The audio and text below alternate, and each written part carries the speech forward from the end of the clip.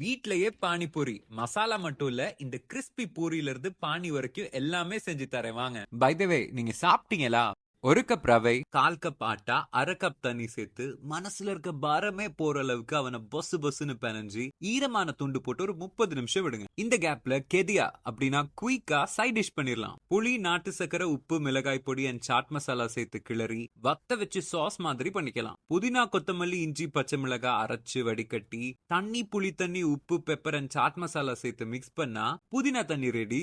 கிழங்கு மசிச்சு வெங்காயம், பச்சை மிளகு, உப்பு, கரம் மசாலா அண்ட் மஞ்சள் சேர்த்து மிக்ஸ் பண்ணா மசாலாவும் ரெடி. சிம்பிள். பேக் டு நம்ம பூரி. மாவு திரும்ப கொஞ்சமா பிசைஞ்சு சாஃப்ட் ஆக்கி தட்டி சின்ன சின்ன ரவுண்ட் ஷேப்ல வெட்டி ஒரு சப்பாத்தி திக்னஸ் இந்த மாதிரி. இனி நல்லா கொதிக்கிற எண்ணெயில இவனை போட்டு உப்பி வந்தான் பாத்தீங்களா, அது கியூட். இனி இவனை அமுத்தி திருப்பி பொரிச்சு, எண்ணெயோட சூடு ரொம்ப முக்கியம், ஒழுங்கா பொரியலனா கொஞ்ச நேரத்துல பதத்து போயிடும். இனி இவனை நடுவுல ஒரு நொறுக்கு மசாலாவை உள்ள வச்சு சாஸ ஊத்தி தண்ணியில ஒரு முக்கு, வேற லெவல்.